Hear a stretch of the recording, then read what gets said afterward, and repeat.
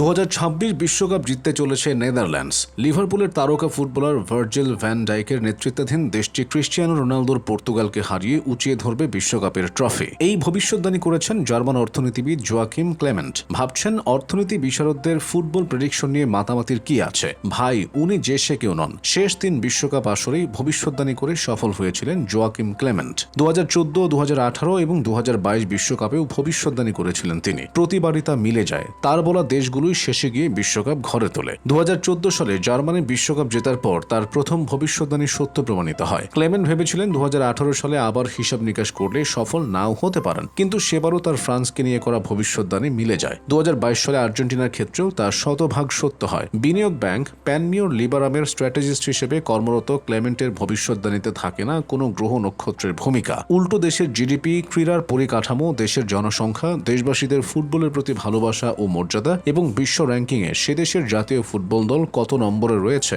এমন নানা বিষয়ের উপর ভিত্তি করে ক্লেমেন্ট ভবিষ্যদ্বাণী করে থাকেন। ধারণা করা হয় জার্মান ইকোনমিস্ট কোনো গোপন সূত্রের ব্যবহার করেন। আগের 3 বিশ্বকাপ নিয়ে ভবিষ্যদ্বাণীর পর যুক্তরাষ্ট্র, মেক্সিকো ও কানাডায় অনুষ্ঠিত হওয়া এবারের আসর ঘিরেও তিনি একটি মডেল তৈরি করেছেন। ক্লেমেন্টের পরিসংখ্যানগত, অর্থনৈতিক ও জনসংখ্যাগত চলকের তৈরি সেই ছক বলছে এবারের বিশ্বমঞ্চের রূপকথার জন্ম দিয়ে নতুন চ্যাম্পিয়ন হতে যাচ্ছে নেদারল্যান্ডস। ডাচরা ফাইনালে পর্তুগালকে হারিয়ে ট্রফি নিজেদের করে নেবে। তবে কত ব্যবধানে জিতবে, খেলা এক্সট্রা টাইমে গড়াবে কিনা সেসব নিয়ে কোনো মন্তব্য করেননি ক্লেমেন্ট। হিসাব মতে সেমিফাইনালে স্পেনকে হারিয়ে ফাইনালে পৌঁছবে নেদারল্যান্ডস, অন্যদিকে পর্তুগাল হারাবে আর্জেন্টিনা অথবা ইংল্যান্ডকে। ব্রাজিলকে নিয়ে এবারও হতাশাজনক অনুমান তার। ক্লেমেন্ট বলছেন 48 দলের বিশাল টুর্নামেন্টের দ্বিতীয় রাউন্ডে জাপানের কাছে হেরে বিদায় নেবে সেলেসাওরা। ফলে অধরায় থেকে যাবে বহুল আরাধ্য মিশন হেক্সা। অপেক্ষার প্রহর শেষ হবে না 24 বছরেও। ক্লেমেন্টের অনুমান দ্বিতীয় রাউন্ডে দক্ষিণ কোরিয়ার কাছে হেরে বিদায় নেবে স্কটল্যান্ড। আলোচিত এই অর্থনীতিবিদ বলেন টানা 3 বার ভবিষ্যদ্বাণী মিলে যাওয়ায় মানুষ এখন ভাবছে মডেলটি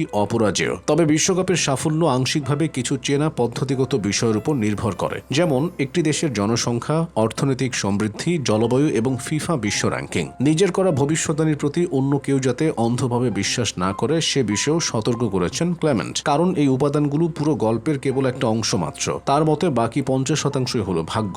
প্রতিটি ম্যাচ, বিশেষ করে যখন সমান দক্ষতার দলগুলো একে অপরের মুখোমুখি হয়, তখন সবকিছু নির্ভর করে সেদিনের ফর্ম, রেফারির সিদ্ধান্ত কিংবা বলটি পোস্টে লেগে ভেতরে ঢুকলো নাকি বাইরে চলে গেল সেই ভাগ্যের উপর। এই বিষয়গুলো কোনোভাবেই অনুমান করা যায় না। বিশ্বকাপ ঘনিয়ে এলে এই মডেল জার্মান ইকোনমিস্টকে দৈনন্দিন কাজের একঘেয়েমি থেকে মুক্তির আনন্দ দেয়। এবার যখন চারপাশে এত সংকট, যুদ্ধ ও নানা ঘটনা ঘটছে, তখন তার ভবিষ্যদ্বাণী পাঠকদেরও ভালো রাখবে বলে মনে করেন তিনি। পাশাপাশি বিশ্বের সব নেতিবাচক বিষয় থেকে এটি মানুষের মনকে অন্যদিকে ঘুরিয়ে দেবে।